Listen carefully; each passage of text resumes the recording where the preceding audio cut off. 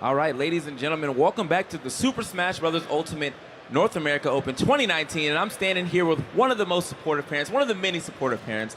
That is Veronica, aka Mama Wrath. Can we give it up to Mama Wrath right now? Let's give it up to Mama Wrath. So Mama Wrath, has it always been like that? Or were you a supporter from day one when he told you he wanted to start going to tournaments? No. Because when I was a child, I was playing video games and it was boring. So I was like, no, I'm not going to do that. But as time went on and I found that he was very interested in video games, I had to take the time and pull the curtains back and realize that once you pull the curtain back on the word video game, you see science, mathematics, you see strategic game planning, you see just trying to anticipate what your opponent is going to do. And all of that is being done in a split-second moment. So you have a lot of information coming into the cerebral cortex and crossing the synapses and telling the body what it needs to do. So therefore, I didn't have any other choice but to be able to sit here and be very supportive of our son and try to do what is necessary to make things happen. That was a way better answer than I was expecting. I'm not gonna lie.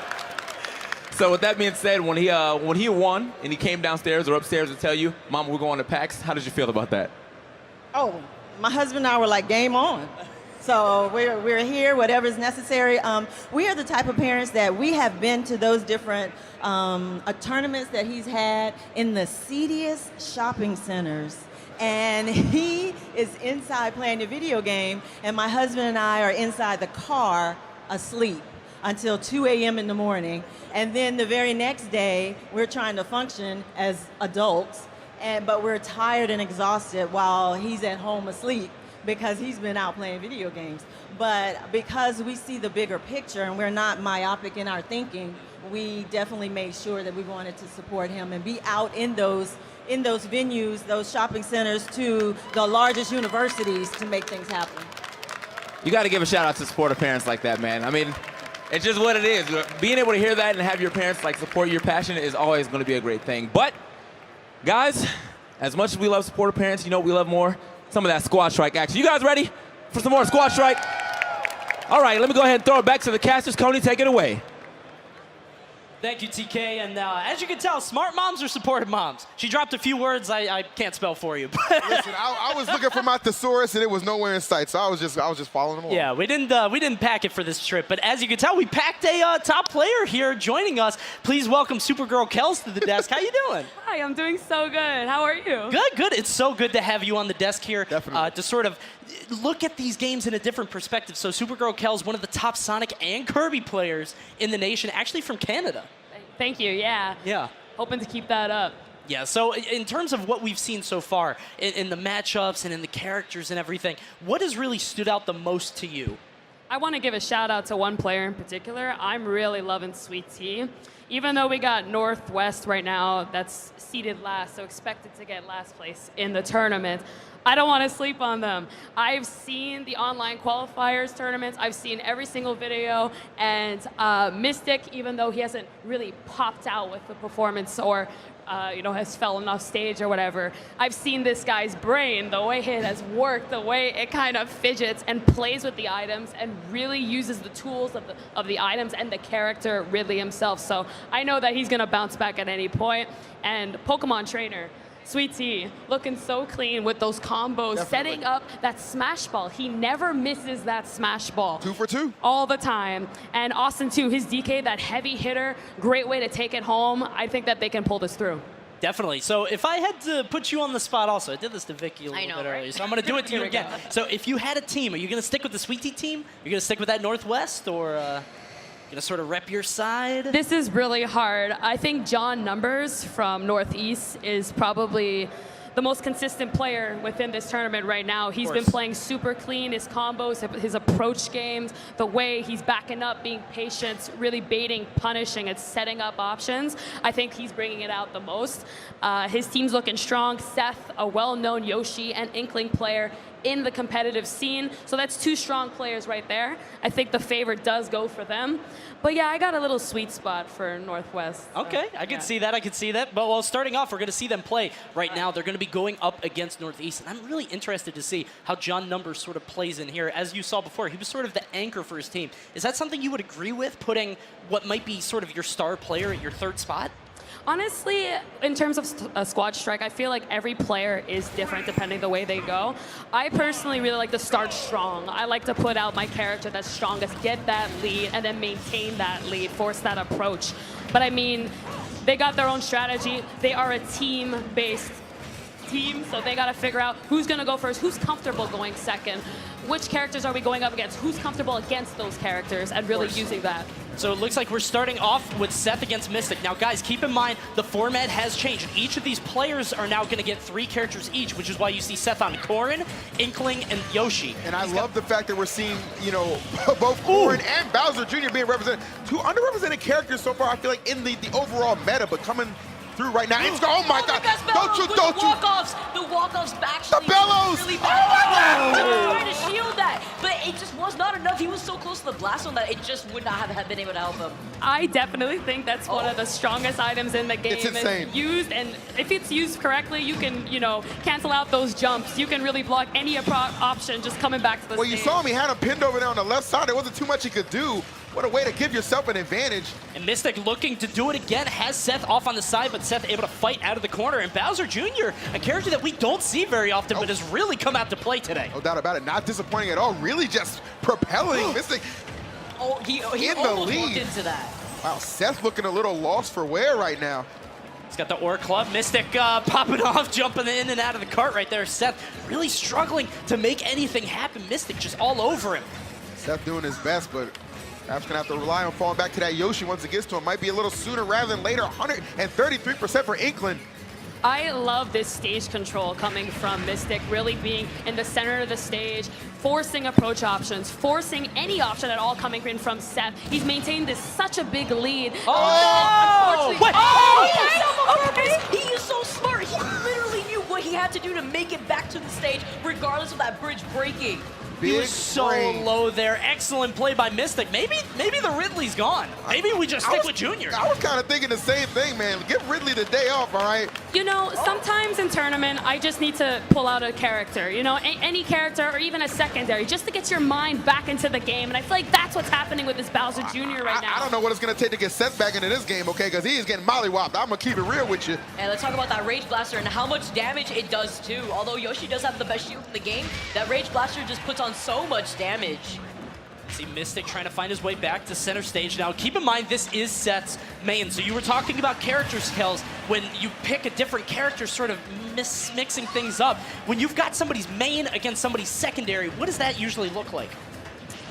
So a main and a secondary. Honestly, Seth here with his Yoshi, super strong. I've actually had the privilege of playing him in a tournament, and his Yoshi definitely super strong in terms of punishing, meaning really getting aggressive, really getting in your face, really being able to punish every option. But Mystic has just been so consistent in this game. Yep. His Bowser Jr. really had that control, and I think it's Oh no! Captain Captain has him, but Mystic able to break out. Essentially what you want to do when that happens, you have to break out. He has the smash ball. Mystic almost getting taken out, but Captain is relentless. Oh, That's my. why I love Animal Crossing, man. Anybody's game right here. Oh, just goes right at him. I want to say that was a juke because it looked like he was going to use it on the smash ball, but instead, Seth was just caught off guard and it actually ended up hitting him instead. You know, that's what happens with these items sometimes. You get distracted with, okay, which item is on the field? Which can I use for my opponent? That you actually forget the placement of where your opponent is and what they're actually planning. So shout outs to Mystic. He did so good at baiting his opponent to, hey, you go get that smash ball. I'll be right here ready to hit you. I honestly feel like around the end, that's when Seth started juggling the items a lot better than Mystic, but I feel like Mystic was just so more far ahead that it was a little too late for him. Yeah. Exactly. So what I'm sort of interested in question now is Northwest has taken a game off of Northeast. Of course, Northwest, like you said, the lowest seed in the tournament, but in this part of the bracket, it does not matter. Now we're going to see another member from both teams come up. Each of those players getting 3 characters. So DTFAUX and John Numbers on one side, and SWEETT and Austin on the other. I got to point out the fact this is a little scary. If you're thinking, obviously Seth was probably considered the second best player on the squad. Sure. Yep. Go with that. You know what I'm saying? So really, I feel like FAUX, he's really gonna have to step it up. Like he's gonna have to kind of carry the load in a sense. You know what John Numbers is gonna bring to the table. You can pretty much always bet on John Numbers. Yes. He's a safe pick. But I feel like right now, FAUX's gonna have a little more pressure. And if he can rise to that occasion, oh man, this has all the makings of a great one. We'll see. I mean, it is best of 3, so I feel like you have to send in Numbers now, just because if you go 0-2, you're I'm already saying for down like when numbers obviously like hopefully Yes. gets the W for his squad. Of course. It's gonna be a little pressure there on FAUX. But it looks like they're actually perhaps, sending in DTFAUX first. Okay, so they're keeping John Numbers as the anchor. They really want to put this guy in, see what he's made of. We'll have to see how he performs here. Now, we're talking about Incineroar. That is his main. In your experience, Kel, sort of as a top player, how do you feel about that character in the meta as he exists today? I think Incineroar is scary up close. He's a very slow character, so it's very easy to kind of stay away from him, stay out of that range of where his hits can get. It's a little scary, especially when he can get that nice grab with a ton of like revenge on him. Oh, yes. Revenge being his special move where he can actually absorb attacks from other characters and is able to unleash it on his opponent 2 times as strong. So that's what's so scary about fighting him up close. Very quick moves that come out, very hard-hitting moves. So definitely the play here is going to want to be baiting Incineroar to come at you and then punishing. I'm a little interested to see in who DTFAUX is going to play in terms of his characters. We know he has the Incineroar, but I really don't know who else is in his pocket. Mario is absolutely going to be on that lineup. I remember playing this gentleman a few rounds of Smash 4, and his Mario was just insane. And all right on time. Now, I was not expecting the Wii Fit, though. That's going to be interesting to see how that pans out as well. But you know what? When you got John Numbers on your team, maybe feeding you some tips, I wouldn't bet against that. That's true. I am very excited to see Wii Fit Trainer, a character who was not so tough and fit in Smash 4, but in this game has really worked out to her potential and does an amazing job at comboing now and these follow-ups, and her kill power is just so much better, and her hitboxes around you, which is basically the moves that she puts out that kind of ranges around her, is now a lot better. Definitely. So, and a strong start that we're seeing right now. Austin sort of trailing. You can see DTFAUX sort of patrolling the right side of the stage on Frigate Orpheon. I believe that's a Deku nut right there. DTFAUX gonna pick it up, run to the side. Austin recovering on stage, but DTFAUX does not take the punish. Can we just talk about how that was brilliant. Literally does not have to approach here? He's just been jumping around Austin and forcing Austin to approach. And I feel like that's where DT is excelling right here. He's just kind of making his opponent peeved by holding forward. And what did I tell you guys? Rising to the occasion, not sending in numbers, not getting a little panicky, believing in DTFAUX, and he is not letting them down right now. That Goldine just kind of making an appearance, not doing anything, but hey, she was there. Austin really struggling to get back onto that stage, uses Roy's up B. DTFAUX gonna punish him for it once, but not more than that. DTFAUX has lapped Austin in percent. We are really seeing an emergence right now of these secondaries, if you will, straying away from the main, and they are certainly coming through in the clutch. It's like DTFAUX now benefiting this Wii Fit has been unstoppable. So what I'm noticing here that Austin, I think, is getting hit a lot for is every time he's been launched off stage, he's trying to really get back on the stage, forcing himself, which is leaving himself very vulnerable and getting all these hits in. Already at taking it home. Cleats, baby! Straight up! All right, this might be the only way we get the Wii Fit Trainer out of the game. Donkey Kong has to find a way to really squash this bug, but Austin can't catch him. She's moving, though. Oh, she's moving, though! Back into the stage safely. DTFAUX. He is literally just running track on this DK. Austin, no idea what's going on. Yeah, this is a rough one. Okay. All right, let's see if he could start something here. I think he wants to hold on to it. Have to. He has to hold on to this, try to get the stock and use the final smash on the next stock. But DTFAUX, as we've seen before, such an excellent player at baiting and punishing, trying to force that option. Yeah, as you notice, Austin just continuously, as Super Go Cuss was mentioning, jumps back onto the stage, forcing the situation, and I feel like that's why he's been getting hit so many times. But DTFAUX doesn't really look like he's trying to hold forward too much. He's just like, okay, I have the lead here. I know I don't have to approach in this situation. He's got to be careful, though. I mean, that jungle rush, it's a very powerful final smash, but you know, you're only a couple more hits away from maybe getting that knocked away. As you see, DT, he is feeling himself right now.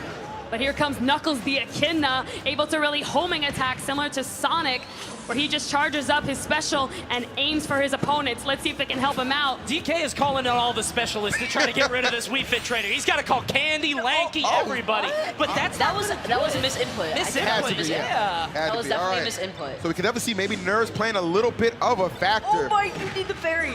He threw out the fairy, but Austin racking up this damage. Yes. You talked about DK having a hard time landing, but DK also making it very difficult for other players to land. But DTFAUX making sure Austin is going to land all the way down. Who said LeBron didn't make the playoffs, bro? You was lying out here, bro. Come on now. We were talking about him jumping off stage, and I feel like that's actually why that spike had landed, because he tried to force the situation, as Kels mentioned, and he just managed to hold forward and jump to get back as soon as possible. Now that's a term that we keep using sort of in Austin's playstyle there, that holding forward. Kels, as a player, what do you do when you see somebody doing that, being super aggressive, holding that forward, trying to sort of push upon you all the time? The best thing to do is relax, number one. You definitely have to keep a good mindset. Mindset is very important. If you're in a disadvantaged state and you're panicking in that moment, hey, I'm getting hit a lot, what do? I can't jump, I lost my jump, I don't have recovery. I personally love to go to that edge. That edge, when you're hanging on there, you're invincible for a few amount of seconds. You can refresh yourself, you get all your jumps back and get your head back in the game. Maintain that center. Excellent down air there from DTFAUX. Austin having a lot of trouble recovering this entire match. You saw DTFAUX trying to get the electricity, sort of backfired on him, but he didn't lose a stock there. I almost feel like he used that to his advantage. He just made himself that much harder to hit, just making that frame even more tiny. And you said it before, DTFAUX really rising to that occasion. They did put in John Numbers. They knew that they could rely on him as the anchor, but now all eyes are on this guy. I mean, he's got all the pressure. Because it's not the same format as the seeding. Again, you get those 3 characters to work with the one stock. It's going to be a little more different of a ball game, and I really like the fact that DTFAUX stepped up for that. So now you got John Numbers here to maybe bring this thing home for his squad. And we got the secret character about to be revealed. So on one side, on SWEETT, we've got Palutena, Pichu, and Pokemon Trainer. On John Numbers, though, we've got Wii Fit Trainer, Inkling, and Mean Sword Fighter. Oh, yes. I am excited. This character is unknown. You don't see too much of the Miis, but Sword Fighter in general has a lot of new tricks up his sleeve that can catch opponents off guard. Really good at spacing out and forcing a wall for you to just not approach. So let's see what he does with this character. So we're starting off on Battlefield for this game 1. As you said before, Vicky, this being a really difficult stage to land on, but it also can help you sort of get down in a lot of circumstances. Yeah, sometimes if you feel like your character's at a disadvantage and they're constantly above the opponent, sometimes it can be difficult to land against characters such as Palutena, actually, that has a really good up air and even a nair that can cover so much space. You see SWEETT going for the down throw into the back air there, and it's nice to know Palutena's shield is invincible. That shield literally protects her when she uses it as a dash attack or even as a back air.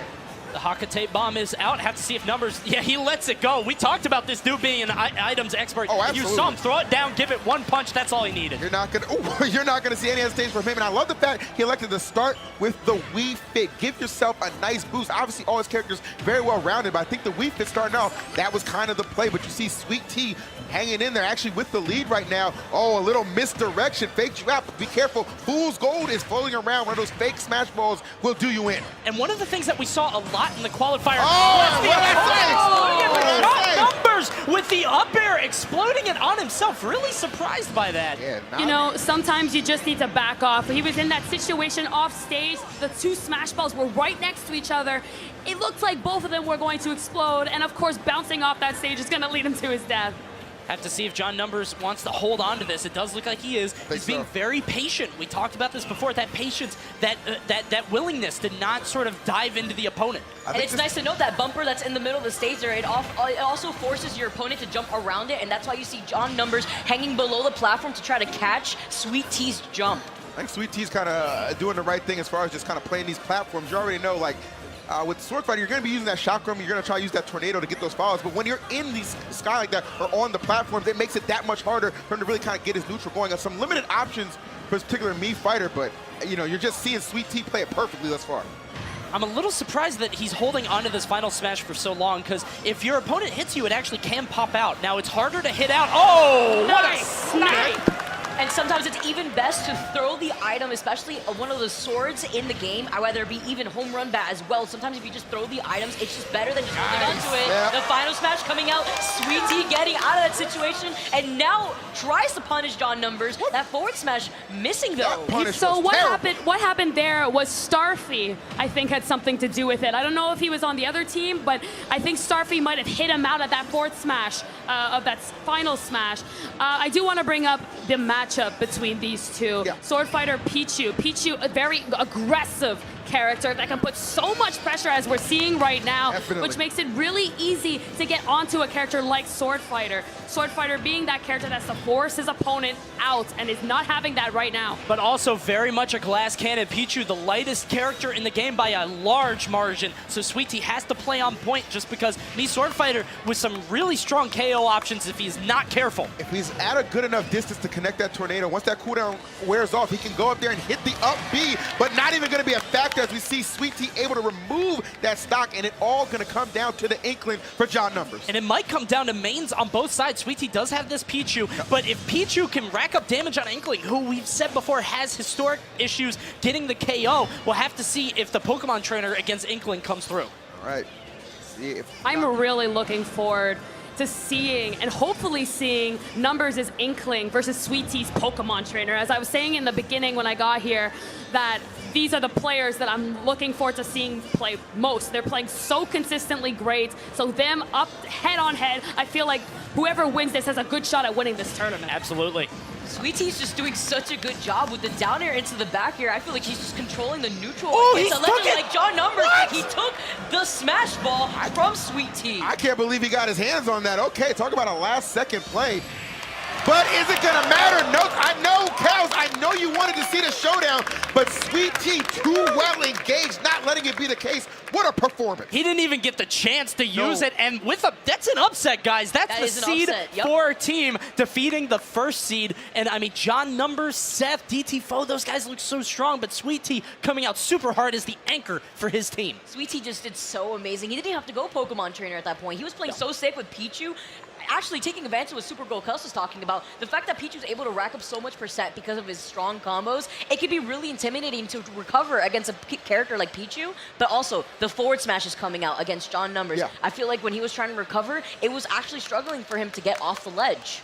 So the Southwest team is going to move on into winners finals. Northeast is going to drop down into the lower bracket. They're still in the tournament, but we'll talk about that format in just a bit. Now, what did I tell you? What did I tell you before we even started this bracket? It don't matter what you're seated. That's okay? true. It don't matter. I don't care about what's on the screen right there. I care about what's in here, what's in your heart, man. They had a whole lot of it. What an upset. Northwest heading to winners finals. Can we also talk about the stage they were on? Let's talk about Battlefield real quick. A very high ceiling, lots of platforms. It makes it very easy for characters like Pichu, like Palutena, to get around smoothly with their range, to get in your face, to really escape and really get everywhere where they need to go. I feel like that really helped out SWEETT at that stage, definitely. So when we're talking about Battlefield and some of the other stages that play, Vicky, in terms of the other things we could see, like Congo Jungle, Gerudo Valley, Yoshi's Island, what do you think would have helped out John Numbers maybe a little bit more in that situation? I mean, he didn't even get to the Pokemon trainer. I was going to say, I feel like Battlefield's a good stage for Inkling, and that seems to be the character that John Numbers has been messing around with in competitive play. Of course, we have seen him play characters like Palutena and Sword Fighter, but I feel like if he was able to land consistently and maybe not press as many buttons, I felt like he was being very aggressive. Sure. Like, oh, I feel like I'm at a deficit right now. I need to consistently hit you. And it wasn't until the very end, when it was a little too late, where he started slowing down his play. Honestly, like Gerudo Valley, per se, the fact that it has walk-offs, I feel like I've seen him take advantage of walk-offs more than any other player that I saw in the open qualifiers. So I feel like if we should have seen Gerudo Valley, it could have been different. Remember, the stages are randomized here, so we really don't have a toss-up in counter-picking for these stages as well. And you also saw the Palutena, like you were talking about. Palutena's doing so good at sort of forcing you to come down in a different way, really stopping your landing, and it looked like SWEETT was all over that. Yeah. I don't know how you guys feel about it as far as the randomized stages. I love it personally because you gotta act on the fly. Yes. Right? You know what I'm saying? You don't get that counter pick advantage, any of that. Everybody's kind of on the same footing as far as going to those stages and how you kind of adjust on the fly, as I said. Well, what's super cool is that you don't see it until you load in. There's no indication. Yep. So as soon as that starts up and the characters are loading up, you're nuts. like, oh, okay. You can't game all plan. right. You don't even have those 5 or 10 seconds to kind of game plan, like, oh, where am I going to go? No, you're just right in a miss. and the battle begins. It's kind of crazy. Exactly. So we're going to switch over to the other side of the bracket on Yoshi's Island. They starting with Wrath? Ooh. Yeah, we're starting off with Wrath against AAROW, and this is the Young Link that we saw a lot earlier on in the qualifiers. Now, Sonic, you know I got to ask you this question, Kels. Let's go. As the Sonic extraordinaire, how do you feel about Sonic against Young Link? Young Link and Sonic, I personally think it is an even matchup. Okay. I really think Sonic's new homing attack, being so quick, So good. so fast, that you can't see it's coming. So whenever AAROW Young Link wants to put out, let's say an arrow, or even a boomerang, Sonic's already in your face. So it's very hard for him to actually set up a lot, because you have to catch Sonic. But AAROW doing a really good job at actually catching Sonic's really bad landing options. Sonic does have a very slow landing, so the more time he's going to spend in the air, the more time he's going to get punished. All right. Have to see who gets this final smash. Now, Sonic's final smash considerably weaker than it has been in past games. Have to see if he's able to get the stock here from AAROW, who dives super deep. Wait, maybe you're diving too deep? A little bit too deep. You can't do the work for him, man. Come on now. Supersonic, man, looking invincible even when he doesn't touch you. That would. I guess he went for a wall jump? It looked like he was going to try to go for a wall jump, but Yeah. I feel like he just went too low and he realized it too late. So, Vicky, in terms of this stage, I mean, we've got Yoshi's Island. We talked about Battlefield, the platforms. Oh, no, I thought he got down thrown into it. I was going to say, okay, so the tilts at the each end of the stage allows you for a situation like that where if you get grabbed and, you know, Sonic's throw, if it sets you up for a tech situation, you can actually check on the ledge there. So congrats for AAROW for actually recognizing that situation. But also, there's certain situations where you can low profile under certain moves, using those ledges to actually take advantage when you're standing way closer to the ledge. That gives you invincibility. But speaking of taking stocks, we were actually, Kels was talking about how strong Incineroar is, especially if he catches you with that side B. Oh, no. Kind of suspect directional influence on that, but AAROW still able to make it back just fine. There's the forward smash. Have to see if he can make it back. He has to go for the dive, and he gets the ledge. Perfect spacing from DTFAUX. Or, I'm sorry, from AAROW. It's the blue Incineroar. It is. It's a very common color around Yeah. here, as we can see.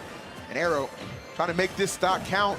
Wrath, though, really done a good job, really just kind of controlling the stage thus far. The auto reticle coming through. I'm really excited to see how AAROW is going to approach. Beautiful. I don't even get to see it. But we got the Ridley out. You were talking about this before. Ridley is finally here. Have to see how he can do against Wrath, who's playing very patient. That's sort of what he's known for, is playing sort of on his back foot and forcing the opponent to come to him. And I feel like AAROW is doing a really good job as well on this stage, as Ridley controls a lot of space in general. That's why you see him going for these drift back nairs, and he does hit pretty hard too. So you want to see him focus on that smash ball. Yeah, you can see these guys both trying to play with the smash ball, but not try to force anything. This is what he needs, but Wrath still evading it. Man, I'm telling you, the thing about Wrath, we talk about his patience, he just plays characters that just benefit that style so well. I mean, he is just seamless switching between Sonic and then the Palu, really just hammering AAROW, who is kind of just looking a little lost, maybe trying to make a big play right now. Ridley does have the strength to close out this stock, but you got to find the hit. Yeah, I don't know if he wants to hold on to the boomerang. So when you use the boomerang, you actually can't use any of your smash attacks just because it is an item. It looks like he's trying to play with it. Essentially, that move gets stronger the more you throw it, and I think AAROW's trying to charge it up. But keep in mind, Wrath does have a reflector, but it's not going to matter as AAROW finally getting the KO, and that thing is charged. It is charged, but he is grounded, and the forward smash coming out. That is going to be it for AAROW, but nonetheless, really good awareness on using that boomerang. That really could have been what could have helped him actually take out Wrath's last character. I love the way that, how fast that was. Inkling just spawned on that stage. I was like, all right, let's close this out before this becomes a problem, you know? Yeah. For sure. Really love the way that he just went with the roller. He noticed his opponents was just kind of staying very grounded, which is great because that's where you have most control of the game. You really want to control that stage, show everybody, hey, like, that's my stage. But being on that stage, you also need to be defensive against Inkling, where that roller, if you're not shielding it, you're going to die really, really early. And we were talking about earlier how Inkling at higher percents, when Inkling has you at a higher percent, sometimes struggles to actually land the KO, and that's where the roller comes handy, because the roller sets you up to get grounded, and then you could follow with either an up smash or even a forward smash. I'll tell you what, you got a year and a day to kind of react once you connect that as well. True. It's kind of nutty how long you stay grounded off of that, but you know, It for comes Wrath, out fast, it's not easy to avoid. exactly. For Wrath, man, just another day at the office. Credit to him. A hot start and an excellent finish as well. Very well done. We'll have to see how the next game goes. It's going to be TEARBEAR against DEVONTE. Wrath putting a point on the board for the Southeast. DEVONTE, of course, the Wario specialist, but has a few other characters in his pocket, including a Rosalina, who honestly we haven't seen much of at all in terms of top-level play. Yeah, I mean, actually. I can only really recall like the Buzz, Yeah. you know, kind of scarcely using that character. To his credit, I think I went over Sam Sword with her, so not too bad. But you know, it's kind of, again, it's Squad Strike. It really lends itself to seeing who can really take on the essence of Smash and just master multiple characters and perform at top level. I'm really interested to see this kind of clash. I see Ganondorf as well, and I know my boy Nairo's in the crowd too, so I gotta shout out to him for sure, man. Definitely gonna be a good one. TEARBEAR really going for these hard hitters. I like the decision of characters where Ganondorf, everybody gets excited for. He's a character that hits so hard. Oh, it's yes. a fashionable style. Ike as well. Ike having such a long-range sword that whenever you hit something with it, it connects into another hit, Crazy. and another, and another. And then you have Youngling that kind of slows the pace down, takes control by using projectiles, and really forces those approaches. So let's see how this goes. So I just want to make note, on this stage in particularly, I feel it benefits TEARBEAR's characters just because of these platforms that allow characters like Ganondorf or Ike to add in that extra pressure, not only with their smash attacks, but even with their aerials. Yeah, not just that, but the KO power as well, right? Just because the sides are a little bit more narrow, so it's going to mean that those heavy hitters get their KOs earlier as the Dragoon has started to spawn. TEARBEAR taking one piece now. While the Dragoon is spawning, no other items will come out, especially on low, so they're going to have to play around that, see where they come up on the stage and try to play to that advantage. Yeah, and it's really kind of changes the whole dynamic, really the whole flow of the match. You know, you only have that one item to kind of worry about. So it's just you and your tools right now as you see another piece coming to the field. I feel like DEVONTE not playing with enough urgency to try to pick it up, but he eventually does, not a big deal. TEARBEAR with that forward tilt, knocking him off on the side, but again, nobody's really playing for the Dragoon. wow. But there we go. The new Nair coming out into the up smash. We were talking about how smash attacks cover the platforms for TEARBEAR, but Rosalina with the up smash, she's pretty tall herself, but TEARBEAR immediately closing out that first character. What Ike does, man, that immediate retaliation. Nair.com, man, he knows how to put those things together. Have to see how this Mario does. A character we haven't seen too much of. We saw DTFAUX earlier, but now DEVONTE trying to make a name in this space. Definitely. You see these quick draw attempts coming out for TEARBEAR, using it offensively and defensively, not kind of shying away. Let me tell you, this is not an easy matchup. Any character against Mario that has a sword makes it really hard for him. He's being stronger than the sword. Play of the game. DEVONTE has just been on fire with these Mario edge guards. Before we saw him get the forward air, there we see him get the cape. He is just all over his opponent, but TEARBEAR bringing out the Ganon. And that's TEARBEAR's main for the record, in case you were wondering. Yeah, he definitely comboed into that battle. He survived too. There's the jab. Remember, DEVONTE does not have a jump. He's not going to be able to make it back. So now it is Ganon against Wario. I'm very interested to see how this matchup is going to play out. I feel like it's going to be a lot of baiting on DEVONTE's side with the bike. That's exactly what I thought he was going to do. I really think he's just going to be going back and forth, really seeing and waiting for Ganon to approach and put out these moves, because Ganon, being a slow character, will have slow moves and that can get hit once he misses. Definitely. So I feel DEVONTE's just going to be patient, is just going to control that stage, keep TEARBEAR in the air for as long as he can, and rack up that damage just as he's doing right now and avoid getting hit really hard, just like that. Oh, And gotta you be can careful. tell, keep in mind, DEVONTE having two pieces of the Dragoon. Looks like he just lost one. That still hasn't come into play too much. The up tilt, that fabled move coming out from Ganon, but still not enough to get the KO as DEVONTE has TEARBEAR on the ropes. Talk about that big hard-hitting strategy of Ganondorf. Keep in mind, Wario always in the tank. That waft can be such a game changer, can really kind of clutch out these situations. And I'll tell you what, the way this one's going, man, it could come down to that because he is struggling to get back to this stage. Yeah, we could talk about how Ganon could be a little slow, but at the same time, mentally, this is even. Ganondorf does hit so hard, and in 3 hits, you could be evenly matched with him. Oh, the run up into wall. I don't want to say I caught it. I don't want to say I caught it, but I might have phoned it in, you know? If you gotta go, you gotta go. He just throws out the bike. So essentially that bike, if you use a move on it, it's going to extend the hitbox. Yep. And as you can tell right there, DEVONTE using the waft on the bike extends the hitbox and gets the KO. Poltergust enjoying a nice little seat I for a would little say bit. so. I think the defining moment of that exchange was Mario taking out Ike so quickly, because you got to think, that's TEARBEAR's main, right? Yes. So when you got him off stage right there on the right side, you're hitting him with the flood, the cape, just narrowly not enough on that Aether to recover and grab the ledge. That was a game changer and really just set So him close. so far I honestly ahead. feel like that play itself is what really locked in that win for him. Definitely. Because I feel like, if anything, if you can't play the one character that you know that you are the strongest with, that's your advantage right there. That's your advantage point. Now you're playing on my territory at that point. The momentum shifting so much, guys. Let's take a look at the updated bracket right here as we see that team has moved forward. So the Northwest is going to face the Southeast. Couldn't be more far apart in terms of North America. Had to see how those guys go in winners finals, but we're going to kick it over to elimination round 1 first on the lower bracket, Northeast against Southwest, and we are back to that seeding match format. Essentially, everybody on the team is going to get one player. Each player is going to get one character and one stock, and that's really going to shake things up in terms of how this is going to be played. Yeah, that's why I feel like now everything's on the table here. We saw how the teams played out, but now in losers bracket, you have one stock to work with, and it could be really intimidating. But at least everybody on your team does get to play at least once, and that's what we're going to be seeing the format as. So between the seeding and obviously, you know, the first couple of rounds there, you've had a little bit of a grace period where you can kind of rely on the fact, okay, we lose here, we're still in, right? You don't have that anymore. No. Okay, you lose, you're done. Okay, this is where I'm telling you, it's a little cliche, but if you want to step up to the challenge, now's the time to do it, okay? Especially when you're repping for your whole region, man. Come on, man. You got to give me something. All the pressure is on, and Kels, as a top player yourself, you've been in these situations where you're in that lower bracket and you're so close to the placings that you want. How does that feel, that desperation? What do you think those guys up there are feeling? It definitely does hit you hard in the guts. You're so close, but so far away, and now you have only one chance left, especially now that every team member will have one character. Yeah. That's going to change things up.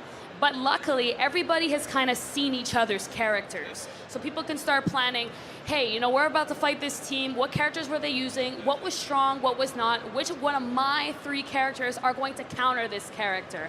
The stages, of course, being random is a little harder to think about. But I think in terms of matchups, that's what they're going to want to think about. They have to keep their focus. Luckily, they have teammates behind them that are supporting them, and friends, because when you're out there and competitive, you're on your own. You got to tell your brain that that's your teammate, and you got to say, hey man, you're not out yet. Let's keep going and get to that top. But you got your whole teammates over there that are telling you, hey, maybe you can do less of this or more of this, and you can support each other. Yep. No doubt about it, man. I feel like you made an excellent point. I mean, at this point, all the cards are on the table. You're not going to see too many curveballs. At this point, I can only imagine. Kind of going to go with what you know, and that's going to be the defining factor. Very interested to see how this match is going to shake up in just one moment. But when we're talking about the lower bracket, Vicky, when we're going back to this one character, one stock, I mean, you got to go your best character, right? You do. I definitely agree. But also remember, you can't pick the same character as your teammate. And we have that in a situation with some teams. Maybe we have both 2 players playing Young Link, and so you have to determine amongst yourselves. All right, I'm gonna go Young Link. You're gonna go this character. And actually, I believe TEARBEAR's team, TEARBEAR plays Young Link as well, and AAROW plays Young Link. So I wouldn't doubt that AAROW's gonna go Young Link, and then you got TEARBEAR probably going Ike. So it looks like starting off, we've got Northeast against Southwest, and remember, this is for elimination. The winning team will move on in that lower bracket. The losing team, unfortunately, going to have that flight home. Have to see how SETH and NUMBREON goes out. Both these guys trying to set the pace, trying to win the game for their team. Yoshi against Ness. I feel like both of these characters have great spacing tools.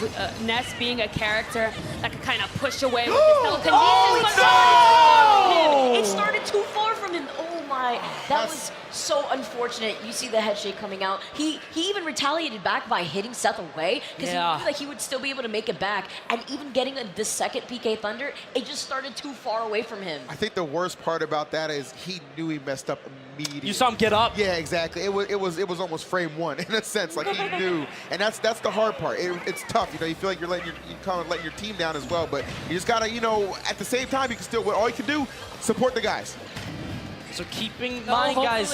AAROW's here, man. AAROW's here to play. Hopefully he's going to back up that teammate. He's giving SETH quite a match right now, a lot of percent, but that down air giving so much pressure, literally just evened it back up. Super good. And keep in mind, it's not like the previous matches where, you know, sort of it's 2 out of 3. They've still got to get through SETH, who is looking to wipe the whole team. He's got the Gus Bellows. AAROW trying to find his way back to center, and he does.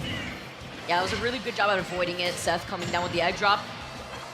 And we've seen Yoshi's aerials, they're so big and so strong, and yeah, he does not have a jump, and he hits Seth away. That could have been a dire situation for Seth to try to take Arrow's last stock here of the tournament. He is fortunate that LB came out when it did, or just had that hitbox, because that was looking like a dunk setup if I've ever seen one.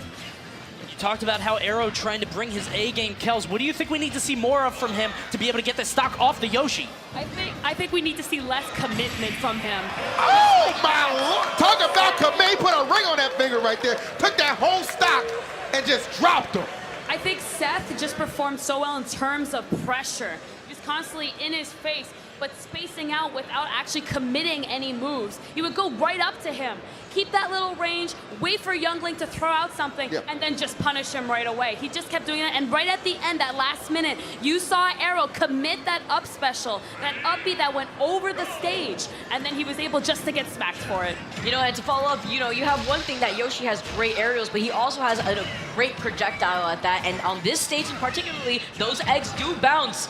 TEARBEAR, no stranger to the competition though. You see how he's hanging up on those top platforms. You see how he's trying to commit here with an aerial option. Seth is just a man unleashed right now. I mean, that's all I can really say about this guy. Seth is about to wipe out the whole team. I was gonna say, like, are we even gonna get rid of Seth? I mean, 127, pretty high percent. Obviously, Ike able to remove stocks. Not too much difficulty, but you gotta imagine at this point, just the momentum that Seth is coming in with, hard to slow down. And even if Seth has so much momentum, and his teammates still, he doesn't want to lose. You can tell he still wants to hold on. He's being so careful about the way he's approaching. And even when he's in the vortex of doom, he's still hanging on. In the black hole, he uses the Yoshi bomb and actually gets down to the ledge. But that back air will do it. TEARBEAR with his back on the ropes. Have to see if he can pull it out for his team. Yeah, and aside from the fact that you do have one stock, you also carry over your damage. Yeah. So that's the other hard part is, although you can take out this character, you have to now play at a disadvantage at 125%. That's why it's kind of differential a little bit from a crew battle. You don't get that nice refresh, so TEARBEAR gets the stock, but at what cost, man? I think he's coming in with 125% on him. Yes, sir. Keep in mind, DTFAUX only needs an Alolan Whip. That's it. Oh, no, he got it, but he went up. All right, well, he needs two. If he gets two of those, that should do it. Now that he has the timing, 150 on TEARBEAR. DTFAUX, one hit away from taking it for his team. And this is the really scary part against Incineroar, because Incineroar has to approach. That's it, just like that, the grab.